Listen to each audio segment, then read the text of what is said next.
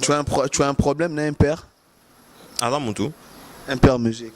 T'es problème exact. Ouais, mais ça, t'es. Mais tant que tu as deux A, est-ce qu'il y a un groupe urbain qui évolue mieux qu'un père, ceux qui bino bokete ou représenter Mboka?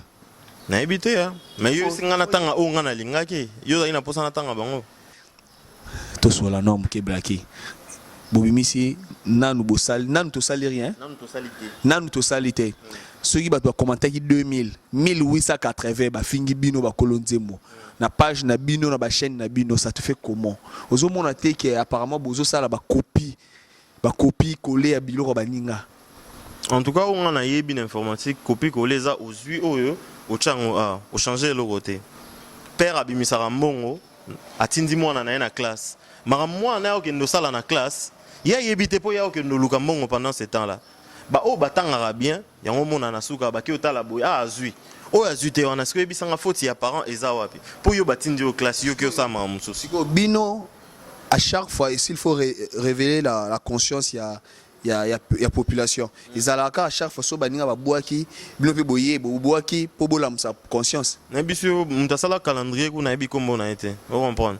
Et puis na kata calendrier na data mutu ezala raté. Était batana c'est un vieux nda sala ngona biso, nda sala ngona Gali Garvey, nda sala ngona Inosbi. Vous comprenez? C'est un vieux na Gali Garvey et pour na featuring mais na bino pena featuring te mais c'est son petit vraiment. Vous comprenez? Na baribo bazam rebelle, vous comprenez? Asa vraiment beau, asa ouvert d'esprit, vous comprenez? Vraiment beau, oyo ayebi kovana na ba petit na yebi opesa ba petit na ye valeur, vous comprenez? C'est une légende héritier bandi ndule lelote, vous comprenez? Total lié tant toi bana mike, to monier, ne akoli pe na TV, vous comprenez? Biso pe to koli, c'est des personnes notamment so revoite na vie ko kuta na. J'ai déjà pour vous signaler le 8 juillet le drapeau urbain à musique en Mboka, ils allaient soulever André de Paris avec le groupe Impeur. Tes impressions par rapport à leur concert? Parce qu'il faut que ça soit force. Mboka, la Cigale de Paris, le 8 juillet, même drapeau à RDC, Nenge Fablou, ça même en Tanzanie, Afrique du Sud, partout, Kenya, Kende, voilà. Tes impressions? En tout cas, Babette à concert, bonne chance. Si vous avez sa force, vous avez bonne chance. Est-ce que vous avez sa force? On peut attendre aussi publication à la page Nabino.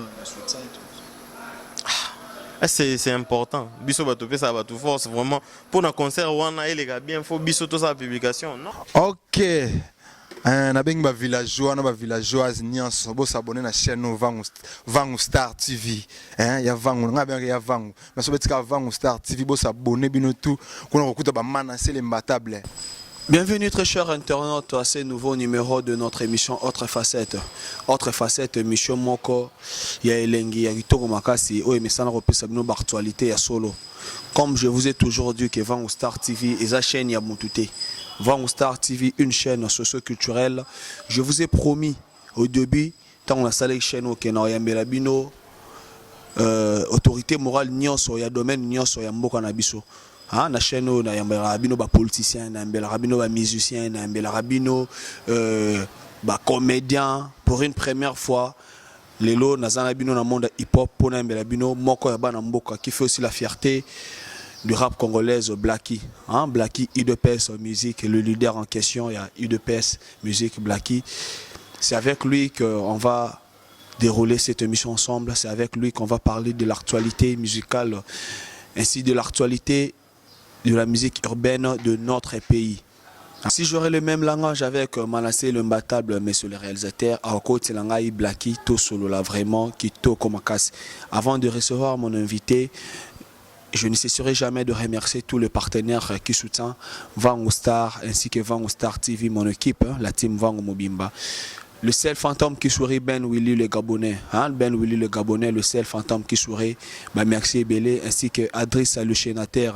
Adrissa le sénateur est loin de la Maboko. Merci Ebele. Manassé le Mbatable, Kotise Langaï, Blacky et Salamia. Blacky, bonjour. Bonjour Vangu Star. En forme, Blacky. Ça va, on se plaint pas. Nzamba Sungana, Malem Malembera. Nzamba Sungana, Malem Malembe. Je sens déjà la stabilité. Il y a ce monora botolo bagamutao pema. Te nzambe quand on a bien nzambe osonga. Au fait, tout ça là, musala, au atinda biso tout ça na mokili. Et puis dès balubara na motokina ndo olia. En tout cas, moi, je suis en abisso to bimisara. Quand ça rappelle moi quelque chose, il s'allie que moi stabilité pèse là par rapport. Par rapport, et Sengo Makasi, on sent vraiment l'évolution dans le monde hip-hop, dans le monde urbain. Aujourd'hui, on doit être fier de le dire que le monde urbain, il y a les lots, ils ont soutenu le zalagité parce que Oto Yebi, nous, c'était typique. Bato urbain, bato li, kemba na nenga mukete. Non, bato li, kemba pena na nenga mukete, mais les lots, nouvelle génération, oye, tu sentir vraiment que non, force. Tu sentir vraiment force. Par rapport, il y a tant et les cas, et les lots. C'est quoi la différence? Même binomo artiste et besoin monde en accord par des okende. Le monde a évolué, la musique peut évoluer. Avant, il y avait un abisso atypique. Nous, mon abisso nettement distraitement, moins distraction. Or, musique, ils ont une frontière. Vous comprenez? Musique, si ils ont bien, vous comprenez, on a 2 ans, bino. À l'époque, bébé Tchana, ça a fait succès, à ton dit ça stade. Donc, problème c'est qu'il a acheté, problème c'est qu'il fait pas comprendre style de la musique, n'abisso, au nombreux peu baromo salango bien en tout cas, courage na bango. Et puis voilà, le monde a évolué, les lots, tous amours et belé, puis mon solidarité wana, et on ça là que tout ça na force par rapport. Ouais, on sent vraiment la force entre vous et surtout. On doit être fier aujourd'hui na banderono so bazo mema drapeau ya mboka liboso, particulièrement Gaz Fabulous na monde na bino aza moko ya ba jeune o vraiment azo kenda rapena na drapeau to mona Soudaf to mona Soudaf to mona ba Tanzanie ba partout et ça là vraiment plaisir. On doit le dire, Gaz Fabulous autorité morale. Ouais, en tout cas Gaz Fabulous ça le rare hein. Oh, ça depuis 2016, donc ça va faire 6 ans si je me trompe. Il y a carrière. Au hasard, on a succès. À produire un peu Bajan, même si Bajan est belé. Notamment, en tout cas, je suis reconnaissant. Sali, donc, lumière, na zaki nango. Apesipe, bisobaya, monsieur, voilà, basé belé. Netinon, spé, apesaï, masana biso, les arbres, lumière. Vous comprenez? Basamarino, basalango, pour na baza, c'est autre. Donc, voilà, puis ça ni na bossa ni zuba boy session oui bimisipe artiste moi et belé donc voilà très fier bon on y surtout en tout cas ba mbote na en place bazali et puis ba continuer na mutema na yango ça la kelelo musique urbaine et s'élargir et comme moi large ba star azara mon côté nous avons 4 5 6 bon ça la paix fierté en tout cas ça va. Très bien, vraiment. IDPS musique, IDPS musique Black. Et moi j'aime bien t'appeler comme ça, IDPS musique. Ouais. Parle-moi d'abord de l'IDPS musique. Comment vous s'inspirez dans l'année? Comment on a au fait, on a une idée, il y a aussi la groupe, vous comprenez. On a réunir les rappeurs et label, la bisso, pour tout ça là, hein, moi, compilation mon boy, et puis voilà. Comme vous avez en anglais, on a peut-être sigle dans la IDPS.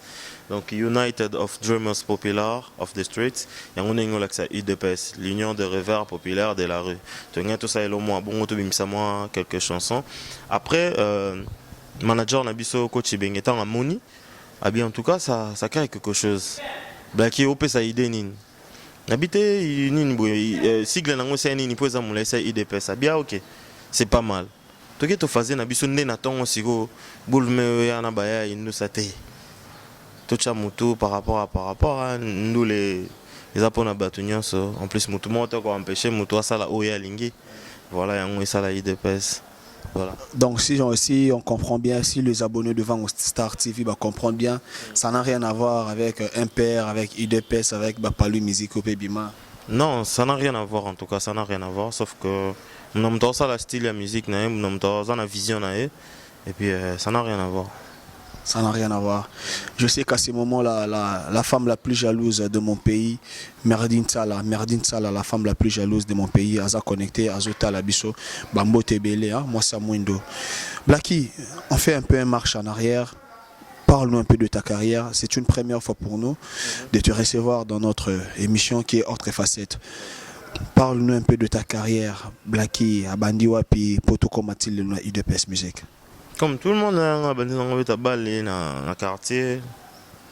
Après, église, nous sommes dans protestants, on va bien Michou, ni na Lingala, na Lemba, na CPK Lemba, tout banjo et Manaba Sananga, en tout cas.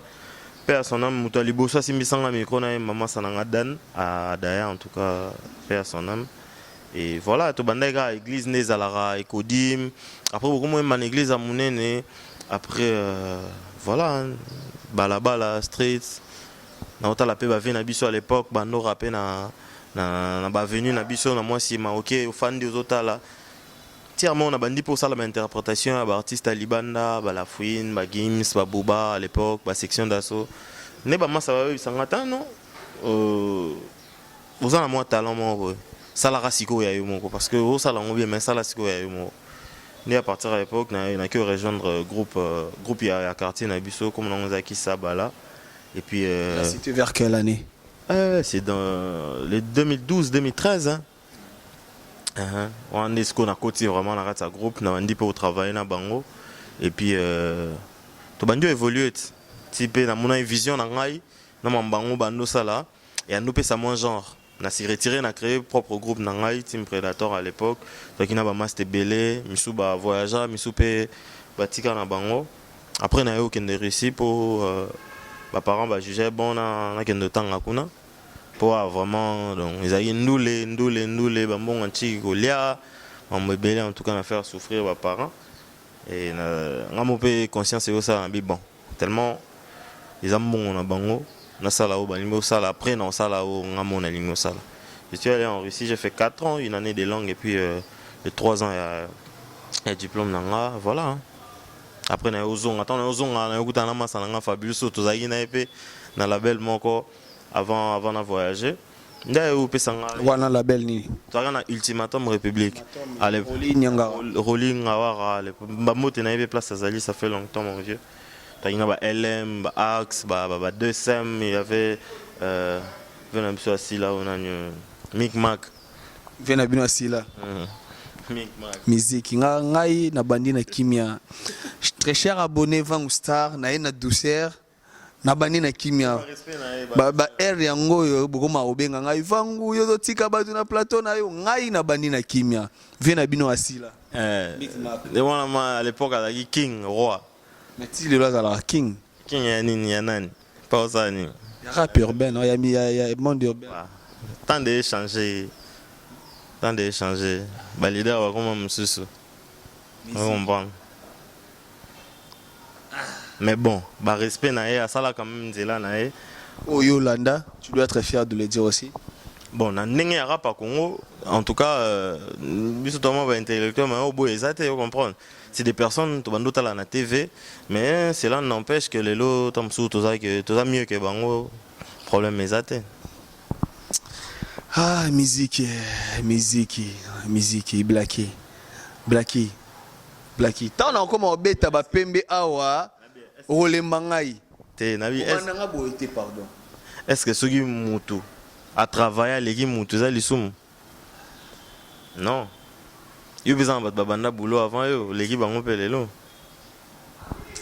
Na pesi très cher confrère nanga Julien Botalata Mbote tango komo beta masolo ya kilelo yo na kanisi mbana mo Julien Botalata tala lelo yo hein confrère na pesi ope na Mbote belé Blacky to solo na kimia bon na si sagasi après tant on a eu zonga tono to na ba LM ba DSM na la belle biso zaki moi ba plus petit na bango ba nini bango bazaki mi en avant après tant on a qui gars ça sali ba succès na ba UPA ba tika makolo nga quand je suis revenu normalement il y a un pour featuring tout ça la peine Zembo maintenant Zembo lingé bima ndé siko projet à la belle na et comme na mato inanga na kenda pay comme par hasard n'assistant à réunion à Liboso et à la belle na bi ouais c'est bon na maman mieux son amoni par rapport à la promotion na ba visibilité na ba tuyo mususu en tout cas j'ai pas dedans ndé to solina na solina ibenge après voilà on a signé un contrat le IDPS quoi.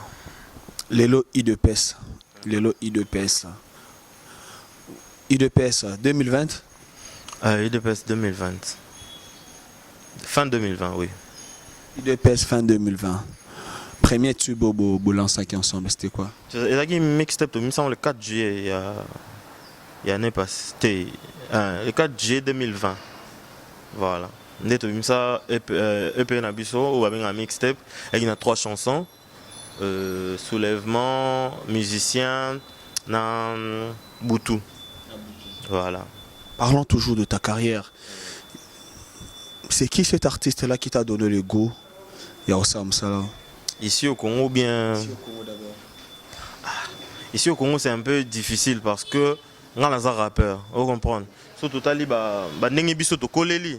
À l'époque, on a eu vraiment un problème parce que on a une fois que na yebi ba vie belé to ba no rappeur à l'époque. To kuta na bango kaka na ba émission na ba nini parce que on a ndo ka mingi ba rap ya libanda ndi na nsolo ba Moni place des choses au Lobamabe. Pour nga pi mambozo loba on a blaqué. Quand tu dis que yeba ba vie belé te bazai pe mingitin o yeba bango tendeni. Si on a le beat na yeba kité, vous comprenez. Ngata on a bandi rap na ndo blanda ba artiste ya libanda, vous comprenez. J'ai rappé en français, je faisais tous mes trucs en français. Rap ya lingala, na yego yeba ngota on a comme on les kana ba émission. Vous comprenez. Ndé na kuna yokuta na vie na jazz blues, maman na rappeur ya ba aventure te. Na yo mona ba solo à l'époque. Lexus Toyebaki déjà, vous comprenez, Lexus Toyebaki, mais c'était pas rap, trop rap, tu vois, non. Il y a Zaki engagé dans Moupanzi Maoboy, vous comprenez. Moupanzi Ninouana. Rap engagé, quoi, Moupanzi rap, il y a la politique, voilà. Après, tout le monde va Micmac, vous comprenez. Voilà. Mais na olobate que mutu apesinga yi tamususu goût et la musique na Congo eza bango wana eza neti na mikosi nga moko. Mikosi, là tu es en train de nier aussi l'existence de Fatima Seya. Fatima Seya na yo ebapé après que c'était un Blacky s'il te plaît. Blacky s'il te plaît. Ngai so ozolu koko sa na plateau na nga na opeso temps ko sa te. Fatima Seya, il y a eu KMS, il y a eu Neti Jazz Bautakin, vous comprenez. Yeba ki bango ka to ebi bango ki mukolo. KMS, vous comprenez. Mais na yeba ki te ga na KMS. Bautakin po ebi bango na ki mukolo. Ebi bango ka na ki mukolo. Blacky na plateau na ngai na repermettre au te le kate. Rapende na yo retrouver Bautakin na nzembo ya en tout cas, il faut bocha ka banzembo na bango kala na ebité na yo kate. Fatima Seya to ka on s'en fout à l'époque. Vous comprenez. Donc ça c'était que Oyoka à l'époque moi yeba bango si pour ta musique na sala vous comprenez na o bango basala c'est très différent vous comprenez on parle du monde urbain. Je savais pas que c'était du rap ça. Et ça qui RPK ndomolo basangisa na rap c'est ça non? Ezaki rap te. C'est ça qui RPK ndomolo basangisa na rap. Mais quand on parle du game mon rap game c'est les boobas c'est la fouine vous comprenez. Donc dans ma question si on comprend bien inspirant na Congo azate. Inspirant até na Congo, pas ba rappeur en tout cas, mais basala Moussa na bango comme il se devait. Et puis voilà. Na boui existence ya mututé en tout cas bango. Micmac était vraiment dans le game. Oui, Micmac ne sigo game vraiment sigo cœur rap. Inspirant au karaté. T'es inspirant até. T'es inspirant até. Musique. Inspirant até. Influence peut-être, vous comprenez. Cœur, rappeur, frère, il parle bien, vous comprenez. C'est un rappeur frère, on nous reconnaître. Tu vois, non, un petit booba têtu, vous comprenez. Voilà, ça, n'a rien en côté. Mais que côté lyrical, ça ne me parlait pas en fait. Il racontait des mêmes choses, au monde allait lobby, hein, tu vois. Moi je voulais m'épanouir dans fond la cerveau. Apparemment, vous avez un problème? On a fait un ajout au coup d'année en Kabelembon.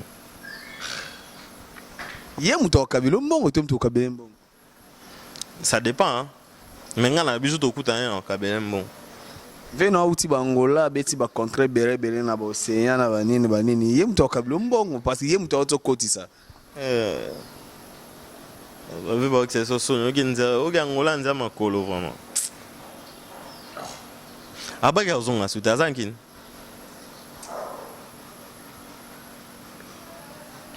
musique vraiment ezalaka nini kayango mona musique yango te mais oh ngala boité na biso ba qualité na ye vous comprendre na lobi même wa défaut na ye na minute place aza en tout cas ça la tout amona ne musique ke ne mikolo ameka pe na chana pe na libaya nan to ka pe arobako ne kuluzwe nda bakanani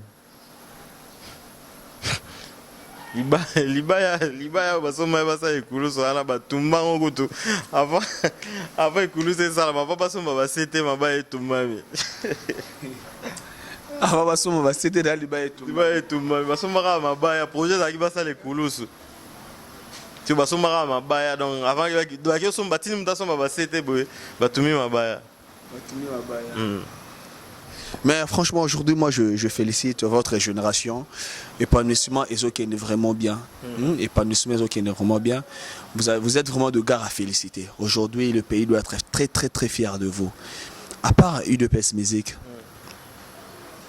groupe Nino et Ebani, Oyozaraso, Fandi, Omorobo, je te dis que le boulot se passe bien. Moi, des groupes, moi, il y a beaucoup d'habitude. Oyebani, dans le monde urbain, autant on t'a rappelé, tu es fier, il y a le bac. Non, ceux qui placent moi, IDPS qui était ceux qui ont accueilli, le drapeau, ils ont bien défendu. Un groupe rap, tout, n'importe quel. Rap, on parle du rap. Nous sommes dans l'urbain. Ici, nous sommes dans l'urbain parce que tant que tu as un mission typique, tu as la rabat, on va se binoté. Donc, après, tu as un bio, tu as un mokil nabino. Ma groupe est allé, non? Groupe n'a pas beau marché, groupe a magnéto. S'il te plaît. S'il te plaît, général, groupe Magneto. Moi, je connais un artiste de mon pays au nom de Magneto. Magneto, groupe Magneto. Et puis, Azala rappelle un groupe. Magneto a un groupe, vous en êtes mal informé. Zéla. Groupe n'a pas comment on est. Tanga na biso otoyebi déjà ngana yebité soto te micro balader libanda wa ba yebi tanga o mukile yebi mi soto sala to sala ngopona ba fan il faut comprendre que ngana oloba o ngana yebi ba ya mon ba quatre éléments je pense mon dieu ba yemba nini ba rappeur ba yemba nini on a beau ça na ngame baza ba la sko kuba tozo ngotanga dia nzembo na bango yo moko mdondo ngotanga bango opesa bango actualité na makasi nzembo na bango yebite tanga na biso bato biso to yebi et puis ba petit na nga TFM moto ça na bango te ba yemba nini ba imitate ozo luko benda bato ba yeba nini na nuto ozo luko benda bato zo tanga bango na place ozo tanga bato ba te wana to luka des groupes que Côte d'Ivoire RE ba ko yemba nini bato ba yebi mona oui mara te wana mon dieu nzembo na mabe Blacky Zamta malam. Blacky Zamta malam. Tengena nga des groupes oyebani mboka na biso. Tangi quatre éléments na. Bayebanité. Bayeba nini? Kasi fona tanga bango po bat bayeba bango pet. Nga pe bando tanga nga po na yebana. Mais yusi nga tanga ka de. Na tangi de. Baksa misatu kasi. Ya misatu. Groupe Inos B. Afro Congo. Tu as un problème na impère? Ala mutu. Impère musique. T'es problème exact. Problème exact. Mettons, on va essayer de awa. Est-ce qu'il y a un groupe urbain qui évolue mieux que Impère, ceux qui bino bokete va représenter Mboka? Na habité hein. Mais yo singa na tanga o ngana lingaki. Yo ina posa na tanga bango. Ngana tangi o. Groupe ko défendre. Kasi na tangi bango na monique ba ko défendre biso. Vous comprenez? Natangi bango ce que bisanga natanga 5 tam su kombo bato totanga na lingi oyela ni nazo zo machine te na ebité ebité ce que de amutu na ebité to kutana te to solo la te vous comprenez oyokana na ba butala na ba vidéo kasi chez toi au branche à peine écran kasi kota la te tu regardes kota la te isa ignorance vous comprenez ndi tout à la TV ne batunya so batala la TV mais tout monde na te to ebani te to solo la te on n'a jamais eu un contact. Monana te bosolo la te mais olinga buba otala buba idem que bango pe ils a la gravité. Moi je t'ai juste posé la question, tu as un problème avec ces personnes qui m'ont influencé à faire la musique, vous comprenez? Bango baza ba jeune tout kuta na bango na kata milieu, vous comprenez? Natangi le combat Inos, natangi le combat Pisson, natangi le combat Fabrizio. Kasi po eza bato to sola te, to ebanité, to monana te, to pesa na mbote te. Vous comprenez? Tous en relation mon côté. Tout bébanapé, T. Quand même, étant qu'artiste, musicien, musique, n'a pas inspiré quelque chose? Inspiré, co-inspiré, déjà, on a trop de musique sur le Congo, de peur, il y a ça, la nègre. So, t'as façon à même la maman, façon à rapport, c'est très différent. Vous comprenez? De façon, yo même la maman, toujours mon a repeat ces ça la mat. Koto ba sali nini to salité, ah wabino boyena nan bo sali rien. ce que tu banine. Ceux qui ont moko avec conscience, parce que nous avons ba pembe. Nous avons pembe. Ceux qui ont la section musique, ils ont que baba kisayo. Pour nous, on y a ba pembe. On a bien Nick Cheta, Trésor Bakala, Olivier Akiala, Maître Merlin Encadrement, Baolanda Bisoero. Pour nous, on y a ba pembe. Tout soit la norme qui est braqué. Bobimisi, nanu bosali, nanu to sali rien. Nanu to salité. Ceux qui doivent commenter qui 2000, 1880, ba fingi bino ba kolonzemo. Na page na bino na ba chaîne na bino, ça te fait comment? Ozo mona te que apparemment bozo sala ba copie coller à bilo baninga. En tout cas, on a eu une informatique, copie coller ça aux yeux au changer le côté. Maintenant, la sonorité, comment il y a différentes. Le texte est différent. Direction artistique est différente. Dans on a copie coller mon côté. Vous comprenez? Par rapport à Yanine, bisoto Saline Zembo, où ils ont incité Congolais nyonso à sala musala ou à sala rabien. Avant bino bosala Nzembo wana, baninga nanu basali le lobby après lobby nango. Ba lobby ya malamu bino boye ko contredire ya mabe. Bisoto lobby ya mabe te. Vous comprenez? Ce que l'année ta mususu contexte ya Nzembo na wana o ya biso, au monde que c'était très différent. Vous comprenez? Biso tozolo bela congolais a changé mentalité à tika suba nanzela. Vous comprenez? Asala oyo azelate. Vous comprenez? Que politicien moko ou bien président moko ba changer ou bien nanya a changer les mots. Non, changement ou ta na kati ya mutu. Yo moko faut changer environnement na yo, yo moko faut changer mentalité na yo moko faut se comporter bien avant les là-bas tout qui était bosale linga et l'autre côté. Vous comprenez? Père abimisara mbongo atindi mwana na na classe. Mara mwana yo ke ndo sala na classe, ya yebite po ya ke ndo luka mbongo pendant ce temps-là. Ba o batanga bien, yango mona na suka ba ki otala boya azui. O azute wana siko ebisanga faute ya parents eza wapi. Po yo batindi au classe yo ke osama mususu. Siko bino à chaque fois s'il faut révéler la conscience ya population. Ils alaka à chaque fois so baninga ba boaki, bino pe boye bo boaki po bola sa conscience. Na biso mutasala calendrier ko na ebi kombo na été. Vous comprenez? Et puis na kata calendrier na date mutu ezalaka te. Au moins, la date où ils ont fêté un anniversaire, tout le monde a réussi à fêter ta mususu, mutakufa qui est à day. Si vous avez considéré que ta mususu banze mobimin c'est là moko. Problème est à oapi. Que le meilleur gagne les musique, des autres pour sa musique n'a pas qui est de liboso. Biso ton to cha date. C'est la baninga batse date bino bote. Tout le monde a bimi ça qui. On comprend. Donc musique tout ça les a par rapport à calcul na biso, n'attend musique est prête à être servie. Ni tout servir en bas, tout les athées que tout là n'a tout mon rôle s'appelle. Bobimisi Théoana parce que bofinga magi tellement trop nana nous to salité vu que bofinga magi tellement trop osa conscient ngana tala rabino mena de près.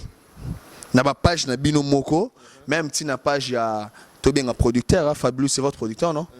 Même na page à producteur na bino moko jour à poster lien na bino wana. Tala ba do finga na ye moko. Vous lisez des commentaires? Les commentaires, on attend ils ont premier commentaire, vous comprenez? Les 5 ou les 10 premiers commentaires, parce que c'est en ce moment-là, vous comprenez, nous avons un retour. Il y a sur 10 par exemple. Ceux qui 6 personnes, bien que 4 personnes, non, c'est essentiel. Et puis na o baboyi wana na kiolande la balobi nini kuna baboyi nini lo ni eza mabe. A tes clips tout le monde a placement boy caméra bouger bien te. La prochaine fois on te gendo ça là to bongi site. A te yo emagi na bien mais voix na yo ezakita msu mixer bien te. La prochaine fois to bi ingénieur de son a bongi ça.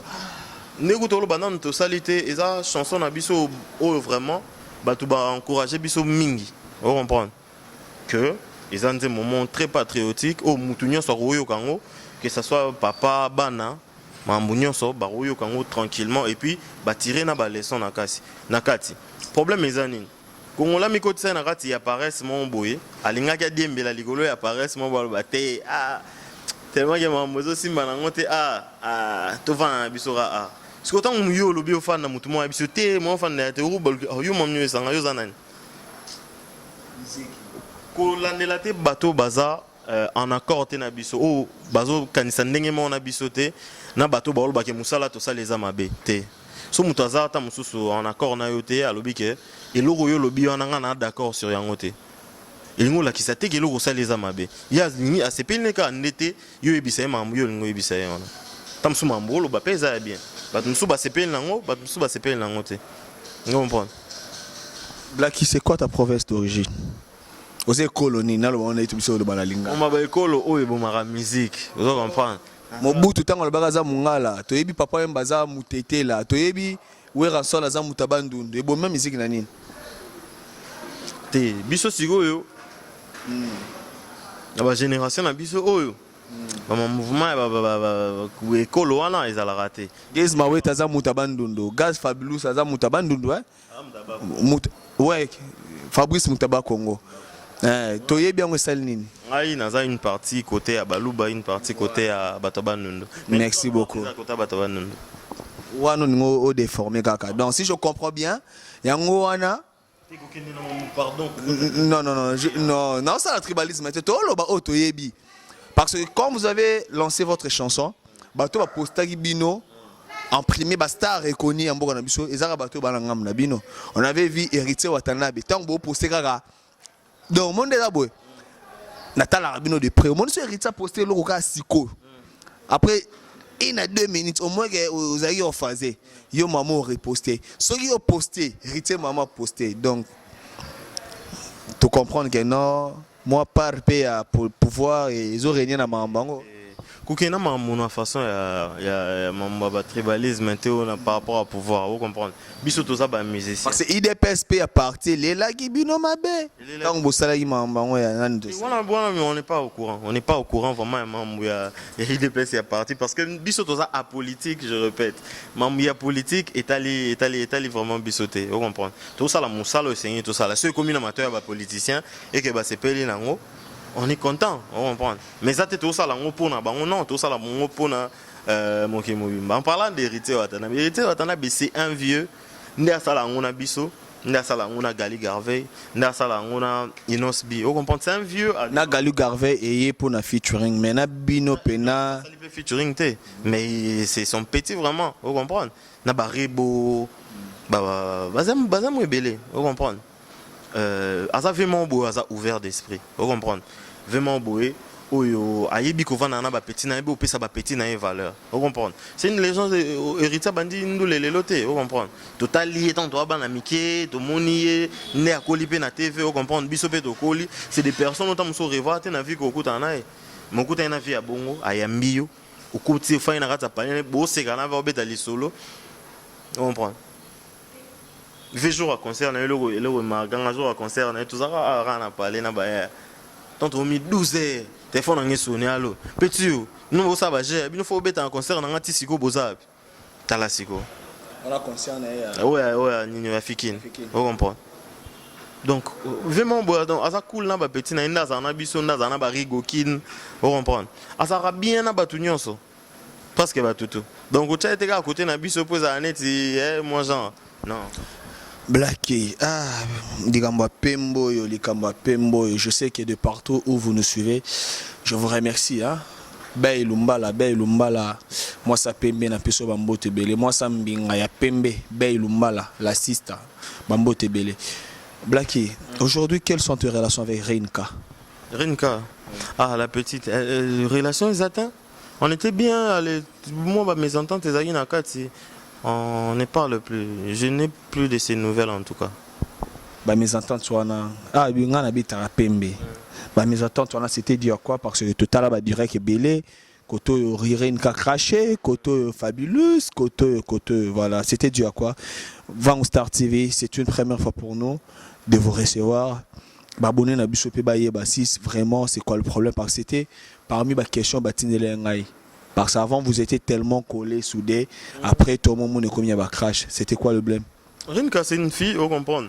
C'est une fille et je respecte beaucoup la femme pour t'amsona le baba mabe na oh il est kaki, vous comprenez. Et puis la dernière fois tout ça bien, on était au Pullman je pense, na Pullman. Tout ça bien et puis on a passé une très bonne soirée. Juste après tant gaz a obimisa nzembo na Kofi Olomide.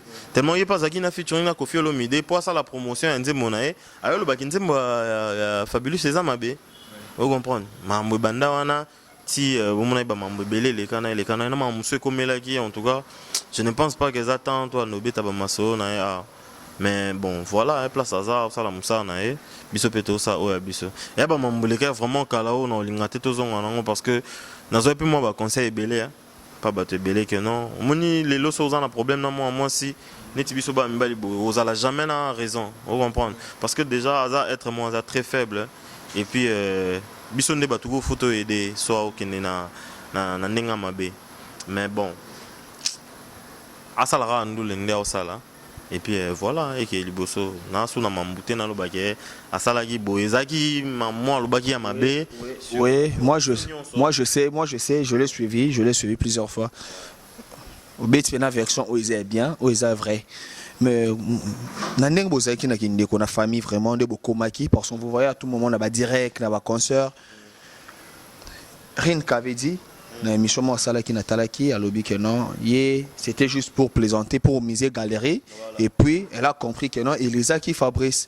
Tant Elisa Fabrice ayo comme la Fabrice a s'excuser et tout consort on disait que non, j'avais juste fait ça pour moi. Et bien d'arraga buzz n'engezalaka mais comme ça lui bien été bolimbi si Fabrice a autant un message n'a pris à bloquer. Mais si on t'attend un message non bloqué ça veut dire quoi? J'ai compris non? Et si les gobet à l'isolo est-ce que Fabrice a bête là on l'isolo quelque part? Non. Yo si autant va bloquer idée nous a nini yo fingi na nini na libanda batnyo so ba moni. Tant on nous a excuse OK peka kuno lobité na sala na ngaba aventure tout ça. Yo tant que osenga siko na coulisse nde ba bloquer na coulisse yo lo bagete ba bloquer. Non. Après c'est des choses où les cas je pense même pas que ti lelo ça a un impact sur quoi que ce soit. Hein. Et les cas nango. Et les cas par rapport à son évolution même de loin dans aux autres là. Elle évolue quand même. En tout cas depuis c'est une salamène à Lubumbashi on a au pays salenga bienté. En tout cas on a vu sur bah nouvelle n'a été. Je sais pas mais on a dit que avant moi si moi ma cassé que au bundana bien. Ok, à part Rinka dans l'espace, dans le milieu urbain, on peut dire qu'il y avait Rinka, il y avait Rebo, il y avait notre sœur aussi Anita qui est actuellement en France. Je la salue en passant. En allemand, voilà, on a essayé Bambote. Vous comprenez que moi, vie de mort, et tikali, nangam na bino son la force parce que mi bal pena, beaucoup mi belé oyo, bozo bunda. Mais nangam pena on a biswa basi, vous comprenez que moi, vie de mort et tikali wana. Au fait, Rebo Siko, le problème est à pousser trop mon musique, vous comprenez? À qui vraiment musique que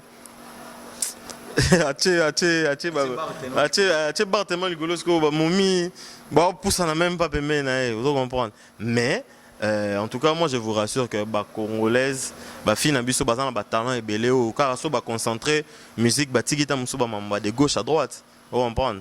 Et marcher nango. En tout cas non sûr que bah aux on a bandé baza qui belé ba petite ambition pas ba rappeuse baza belé ba big grass ba yes la soldate en tout cas ba tout le monde oh so ba chili bango ba lumière vous comprendre et ça là que ba avancer mais sauf le problème est à rebonder maman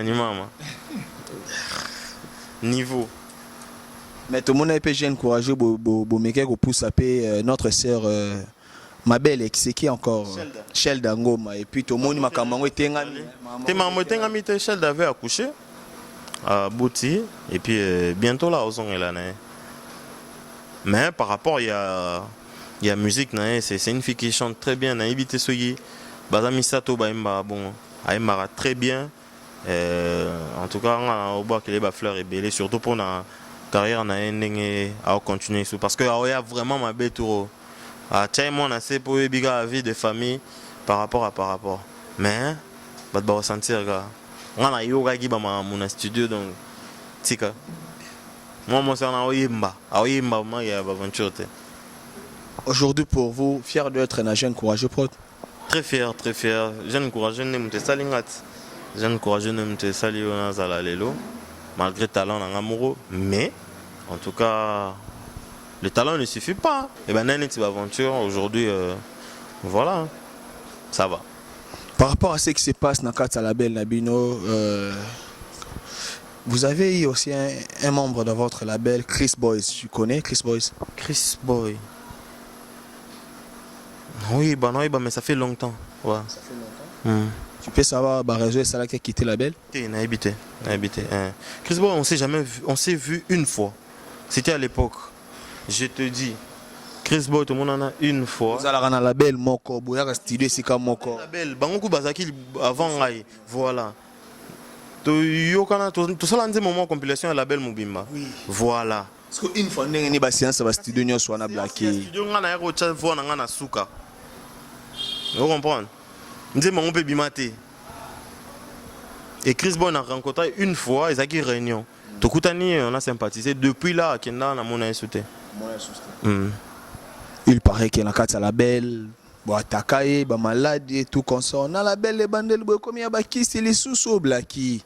Et combien de bon manambala encore? Maman, je ne fais pas attaquer les gens parce que je n'ai pas parce que je suis on a eu un ça on réussi en tout cas mamboana ya ko attaquer bateau mutu so remis à niveau ba relation à niveau on a ce qu'il a forté vous comprenez ba ko attaquer sur base de quoi au salaire déjà nini tu avais quel talent tu avais quel son ou sur base que à l'époque ndé bogo sina la belle moto azaki na nzembo o ebe toyoka déjà na Kinshasa c'était juste Chris Boys na linga konde na Loma je suis même pas au courant oui bien monté bien monté Nandenga bien Chris Boy place à ça en tout cas sur l'émission ya kuta na ebisa ba vrai problème au salaire que l'on a la belle ils a la té OK ba ya ba sala ki boy et puis so ba sala on rara yo pour ni ba tout sauter voilà en tout cas na yebi maman na té o na yebi petendeni abando ya peka sauter tout kuta une fois en tout cas so beaucoup ta na ebisa blacky ne la peut écouter longina na ba on peut sous bien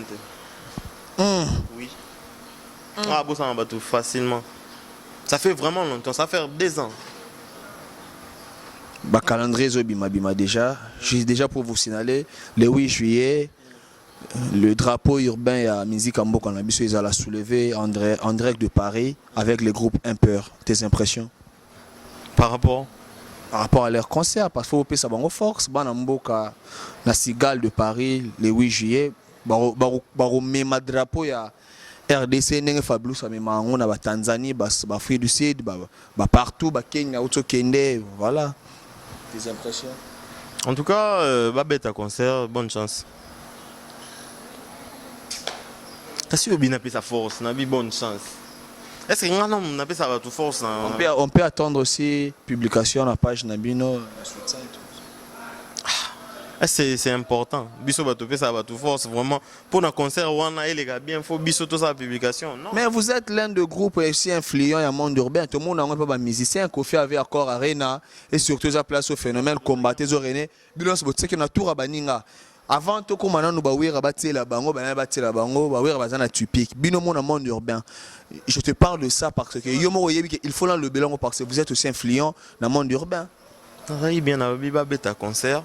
Bonne chance. On peut attendre sur le poste. Je ne sais pas, c'est pas moi qui gère ma page. Est-ce qu'on peut. Moi, là, j'ai la page dans comme Black IPM officiel Instagram, Black IPM UDPS sur Facebook. En tout cas, voilà. UDPS Musique, on a géré en haut, et tant que président de UDPS Musique, on ne peut jamais publier quelque chose dans la page UDPS sans qu'il y ait. Là, tu sais, non? Oui, tu as publié le logo. On a publié le logo. Il faut publier. Sur base de quoi va publier? Sur base de ça va une force concernant mon batbaye belé, même fan nabino ya poto. O bazela rabino ba ko goûter non ba nga fambino boya baza mikolo tinde ba juste date kuna ba yebi mambo kendo sala kuna ba sala mamna bon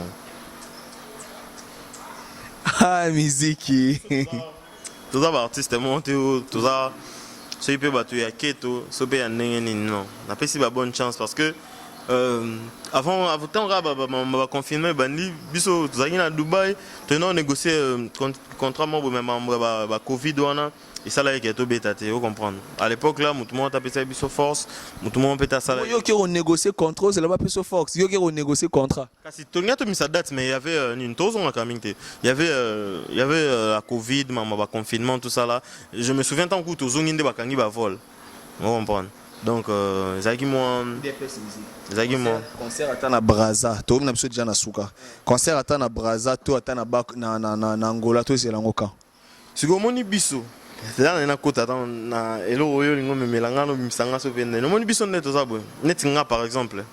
Na fa na poto pendant temps ebele. Vous comprenez? Eza poto te muto elengi sanga. Ou soit na rosa la musique monter na bando attaquer batu ya mboka na biso awa pour ba commenter bazaka libana na ba sepela na biso to ke no beta kuna. Non, je peux jamais faire ça. Vous comprenez? Il y a des gens qui font ça. Il y a des gens qui font ça que vous salez le monde boza bah financer bino pas moi bah tout le monde boyer. Black Yobac c'est le sous-financement. Ça net pour bouger pour voir en place. Vous comprenez? Moi tout côté ça net pour bouger pour voir en place pour ba yamba bino bien à poto. J'avais raison au parler sur tribalisme. J'avais raison. Bah toi na ba yendo ça na bango. Vous comprenez? Bah toi na te un père azo qui nous ça na makamna. Tant comment mutu te na lobika bon ba go ça na bango. En plus basalo ba obeta na so ba si so beta ezalaka basalo wana ba kanga ngote. Lobi to romona pe ya na biso beta paka Maréchal ABD akobinisa bango pakaka kuna na Mikele ba baze belé vous comprendre bagali Garvey donc nteleza fond pour na mutu nyoso yango na lobi kaka bonne chance baza mikolo kande ba signer bongo ba beta ça va. Merci beaucoup Blacky PM, nous sommes presque à la fin. Il y a une émission à Bisso vraiment. Il y a des programmes, il y a des dates. Au Copé, ça, Nabafan, Nabino, Bolan, Nabino. S'il y a des informations, je signale déjà que Mourinho, c'est la bonne musique. Qu'il y a déjà un jeune courageux prod. Bon, écoute, la nouvelle chanson, où ils étaient. Tout le bilan trop pour clip et bimina noté. Mais je sais que tant clip m'a peut-être dans 2 ou 3 semaines ici. Hein? Ouais, dans 2 ou 3 semaines. Ils appellent dans la plateforme Nyon, il y a digital, il y a téléchargement. Donc Spotify, Deezer, iTunes Music, Apple Music. Donc allez écouter, c'est une très belle chanson. Et puis hier on était en tournage d'un gros son de Gaz Fabulous où il y avait Poison, DJS, il y aura Gros Dash à l'intérieur, il y aura